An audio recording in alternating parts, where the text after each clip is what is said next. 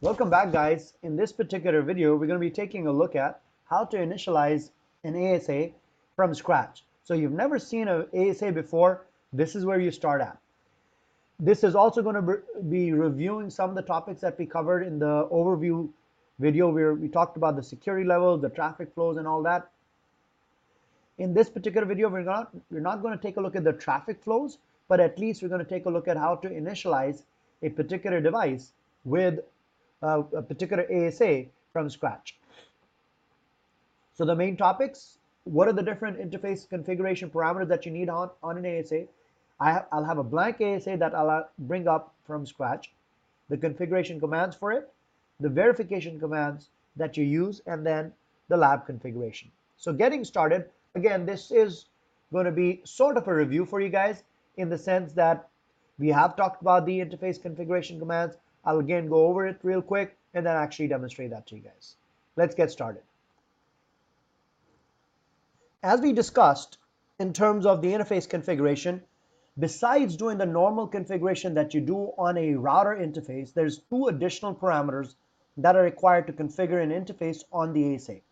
In this particular video, we're going to be taking a look at those two additional parameters on an interface to see how an ASA is initialized based on the interfaces. So to recap, in addition to having an IP address and a no-shut command under the interface, on an ASA interface, you have two additional parameters. What are the two additional parameters that you have? You have the name of the interface, which is the name that all the commands from that point on will reference the interface based on. So rather than pointing to an interface using gig 0/0 or E0/0, I'm going to point to it using the name of the interface. The name of the interface is not case sensitive for the most part. There are certain commands that do need you to put the name of the interface exactly the same way that you did when you initially configured it. So we'll take a look at that over here. It's not case sensitive.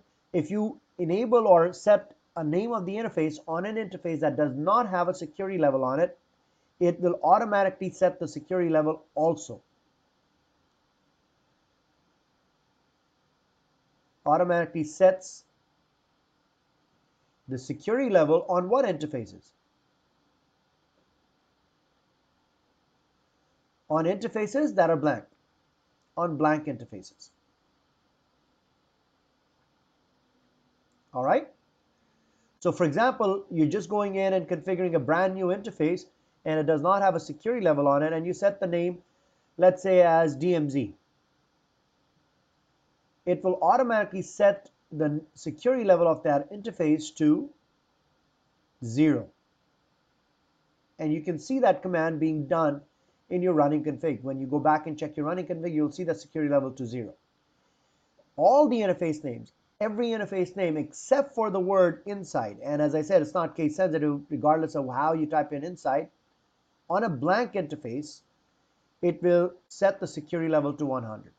Every other interface name will set it to 0. And what's the significance of the security level? We talked about that as well.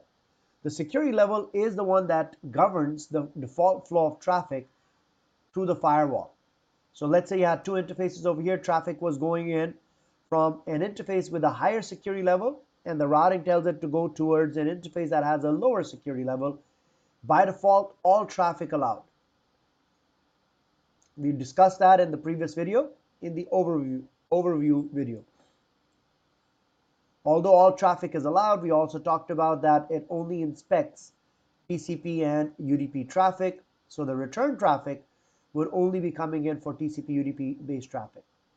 How about traffic coming in from the other side, from low to high? Low to high, all traffic blocked by default.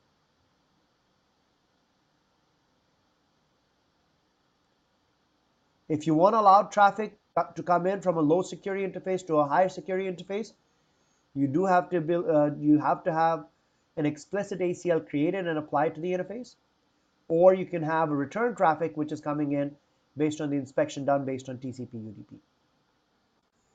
So that's what the security level does. Both of those parameters are as important as the IP address parameter under the interface. So that's what this slide over here is talking about. Let's recap these things. Again, this is a review from what we did in the previous video. The name of the interface, not case sensitive for the most part. As I said, there are certain commands that do point to it using the proper case. Specifically, we'll discuss that when we go into the VPN section, the crypto map command. When you apply the crypto map, you need to specify the proper case of the interface. It does preserve the case. So when you create the interface as inside with I capital, later on you can reference inside with lowercase inside, but once you put the command in and you go check your running config, you will see that it has automatically changed that command to inside. You'll see that as we go through the video. It is a required parameter, and from this point on, all the commands, let's say I want to do a route command, I would use a route command along with the exit interface. So I would have to say inside or outside or whatever name I gave to the interface. I need to tell it which is the exit interface. And the exit interface is not going to be the G00 interface. It's going to be the name of the interface that you assigned over here. That's why I mean over here, it's not going to reference the physical ID. I'm going to reference the inside interface. The next parameter, as we talked about, was the security level parameter. What does it do? It's the one that controls the default flow of traffic through the firewall. The numbers are 0 through 100. 0 is the untrusted port, generally the outside or the internet facing port. 100 is the inside interface or the corporate network. Everything else, like the DMZ, would be in the middle. This is the low to high or high to low traffic that we were talking about. We also had a discussion about if you have two interfaces that have the same security level, what happens to them as well. We'll also do that in a lab later on in one of the following labs that we'll do. The last thing is the IP address. That's the other important configuration parameter that you have. The IP address is pretty much the same as a router with one subtle difference. If you're assigning an IP address to an interface that is using the default mask, so for example, if I'm assigning 20.10/24 to the interface, under the interface command, I don't need to put the mask. I can if I want to, but I really don't need to. If I put 192.1.20.10, it sees it as a class C network. You haven't put the mask in, it automatically puts the default mask for class C. So it'll be 255.255.255.0, and you will see it under your running config. So when you go under the running config, you'll actually get a chance to see that. All right. So one thing to be cautioned about over here is, let's say you wanted to assign an IP address of 10.1.1/24. In this case, you do need to put the mask in, because if you don't, it's going to assume the default mask of what?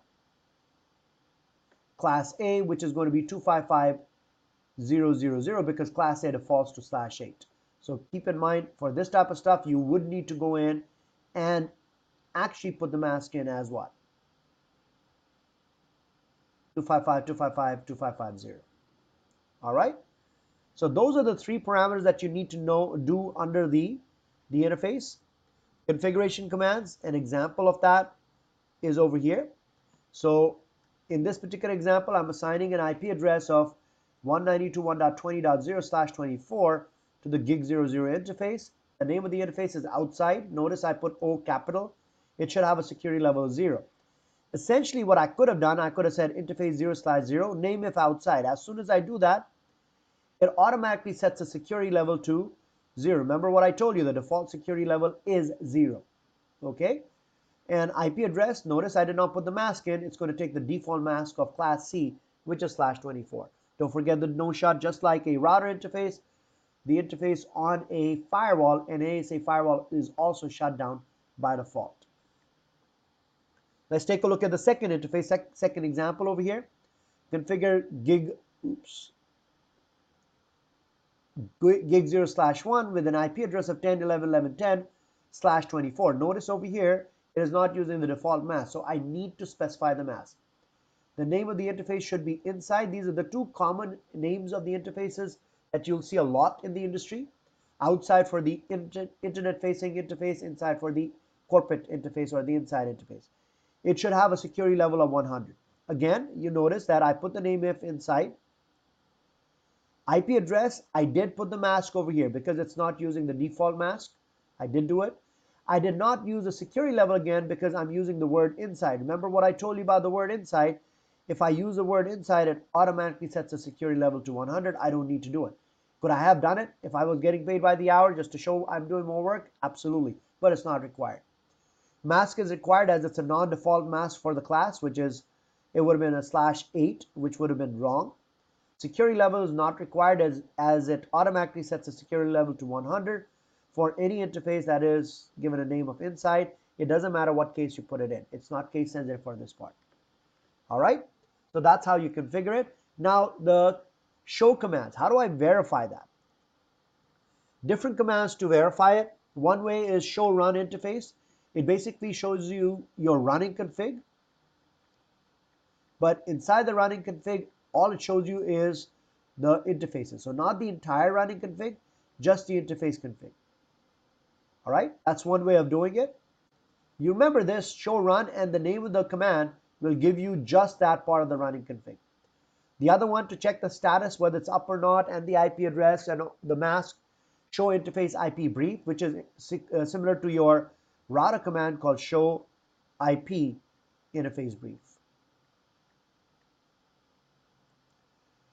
All right, so this is a little different, show interface IP brief.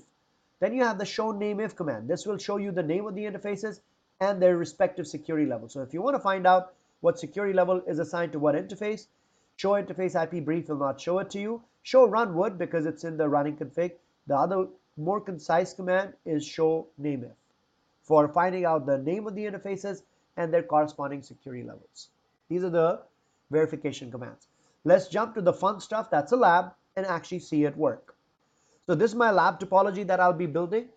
What I've done over here is I've already configured router 2. I've set the IP address over here on the router to 20.2. I've set up 3 loopbacks over here, 10.2.20, 199.110, 200.110. Let me show you that over here. Because I want you guys to see what's configured around it, and then once you do that, then we can take it to the next level and take a look at the ASA configuration. So let's do this over here, go to router 2, show IP interface brief, 20.2 is my IP of the interface that is facing my E00 towards the ASA firewall, 20.0 is the network, and I have 3 loopbacks, 10.2.20, 199.110, 200.110. I'll be using it in a bunch of different labs that are coming up. I'll be using the same topology for about maybe 15-20 labs, so get used to this particular topology in the coming labs. All the different labs will show you this topology, and I'll be building up as we go along. So that is router 2 along the same lines. So these are your loopbacks. I don't have any routes or default routes set up over here. If I do show IP route, it's just the directly connected interfaces. Now let's go check the other one. The next one is the router inside. Router inside again has one Ethernet interface facing 10.11.11.0, another one facing 10.20.20.0, the Ethernet, and a couple of loopbacks, 10.1 and 10.10. Let's take a look at it. So I should have a total of 4 interfaces, 2 loopbacks and 2 Ethernets. Let's check that. Show IP interface brief. The 2 loopbacks, 10.1.1.1, 10.10.10.1, 10.11.11.10 is the Ethernet interface. The other one that I have the PC connected on is 10.20.21. Moving right along, R3, which is one on the DMZ3 network, 192.168.3.3 is the IP address over here on E00, and I have 1 loopback over there. Let's check that. This is my loopback. This is my 3.3 network. Again, just like the other ones, I don't have any other interfaces configured. So basic IP address configuration is there. Loopback behind R4 and the IP address over here. Again, based on this. So my objective in the lab is to focus on configuring the IP addresses on the ASA. This is what I want to do, gig 00. I want to assign it an IP address of 20.10. Give it a name of outside, a security level of 0. Assign the gig 01 interface 10.11.11.10 inside with a security level of 100. The DMZ3, DMZ4, the names are there. Security levels I want to keep it the same because I have a lab in mind that we'll be doing later on for the same security level. The IP addresses are there. So how do I go about doing it? Let's go ahead and take a look. First of all, I'll check whether my ASA is blank or not. Show interface IP brief is the command for that. You'll notice all the interfaces are not set right now, unassigned. The other thing that you can also do over here, you notice that I'm doing the show run command without any do commands in the global config. I absolutely have the capability of doing that. Rather than seeing the entire running config, I just want to focus on the interfaces. So it shows you what the interface looks like when it's blank. Gig 00, it's shut down, no name if, no security level, no IP address. So with that in mind, my objective over here is to set the devices up. Let's start by setting up the IP address on the outside. 192.1.20.10. The name of the interface is outside with a security level of 0. Because it's a blank interface, when I go to configure it and I set the name of the interface, it should automatically set my security level. It actually lets you know that. As soon as you put, say, name if outside, it said info. This is an informational message. Security level for the outside set to 0 by default. Because any name except for the word inside sets it to 0. You can also do a show run interface, and I want to focus on gig 00 right now. It should tell you that I've set these two parameters. All right. This setting of the security level is only on a blank interface. If it already had a security level on it, I would not override it. All right. That's done. Now the IP address. The IP address that I want to set over here, if you guys take a look at it, is /24. /24 is the default mask for C. If I want to, I can put the mask in over here, but I don't need to. Let me just put an enter over here to show you that it does take it. Not only that, then I'll go ahead and show you the running config. Notice it has put the mask over here as well. Okay. Last but not the least, bring it up. So now your interface is up. Different ways of checking it, as I showed you, show interface gig 0/0. Show interface IP brief, that also checks the physical connectivity. It is up. Got it? So now let's move on to the inside interface. Inside 100.10.11.11.0/10/24. It's a class A network, but not a default mask. So I need to put the mask in here. So how do I go about doing it? Interface gig 0/1, name if, inside. You'll notice the message pops in that it's set it to what? 100. Doesn't matter what case you put inside, as long as it's inside, it'll set it to 100. Then it set the security level already. The only thing I need to do now is IP address. Now I don't want to put this because if I do that, I'll do that so that you guys can see it. Gig 0/1. You'll notice it put it as 255.0.0.0, which is wrong. So I need to put the proper mask in. So it should look like this. And it's still shut down? No shut. Show interface IP brief is the other command that you could use to show you the status. The interface is up. Show name if is the other one that I showed in your verification commands. I have two interfaces right now outside, which is gig 00 with a security level of 0, and gig 01, which is inside. Notice it preserved the case. When I put it in uppercase I, it keeps it like that with a security level of 100. Good. Moving right along. Gig 02 with the DMZ, but it needs to have a security level of 50. When I create DMZ3, it's automatically going to set the security level to 0, but then I need to change it.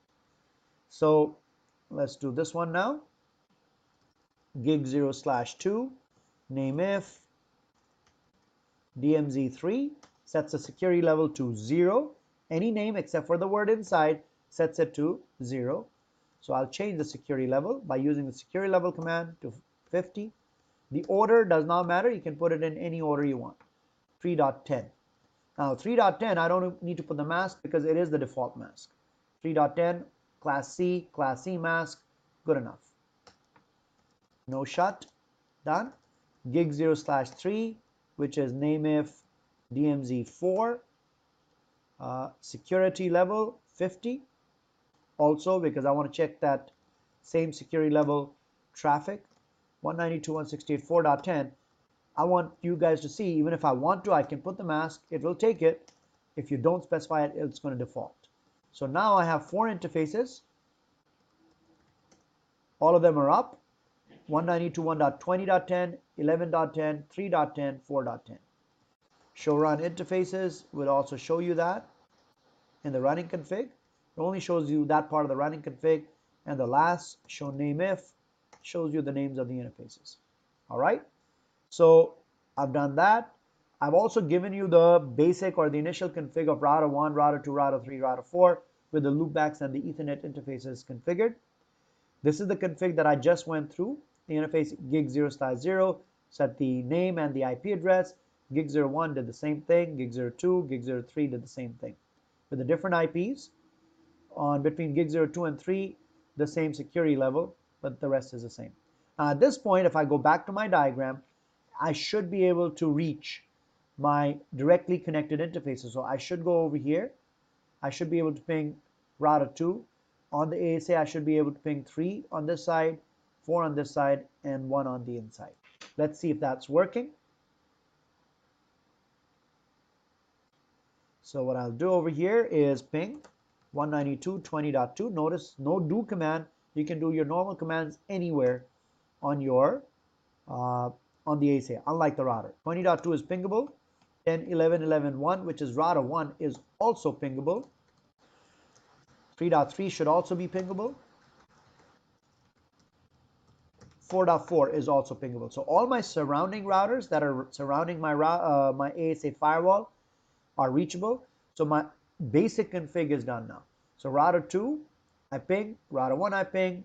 3.3 and 4.4 I ping. I would not be able to go beyond it right now because I don't have any routes beyond the directly connected. So for example, if I wanted to ping any of these routes, they're beyond my directly connected. I would need to have routing to take care of that. And that's the next thing that we'll be taking a look at. So right now, I just have directly connected routes. You can also see the routes. Just like you have a routing table on the router, you have the same thing on the ASA firewall because essentially it is a router. The way you check it, you don't do show IP route, you just do show route because the only protocol that the ASA supports is IP. So you don't need to qualify it by IP. The reason that you have show IP route because in the older days you used to have other routing protocols like routed protocols like IPX, AppleTalk. So they had to make a distinction between the different routing tables. Here we don't. It's just ASA is just for IP. So show route shows you the connected routes for inside, outside, DMZ, and 3 and DMZ4. All right. So you're on your way to configuring the ASA firewall. In the next video, we're going to be taking a look at some more advanced topics like routing. All right. Hope you guys enjoyed it. See you guys in the next video.